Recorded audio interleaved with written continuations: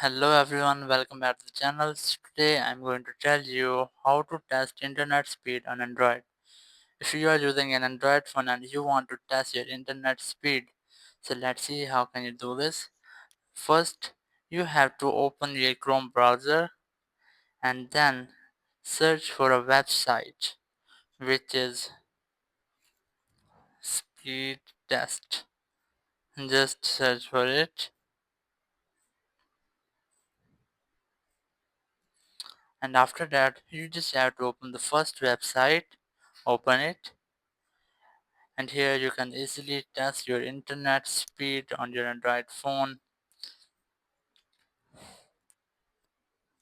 Here you have to select continue on the web, and then you have to tap on go, and after that your internet speed will be calculated. You just have to turn it on, and here you can see this is my internet speed. You can check your own. Thank you very much for watching the video. Until next video, bye bye.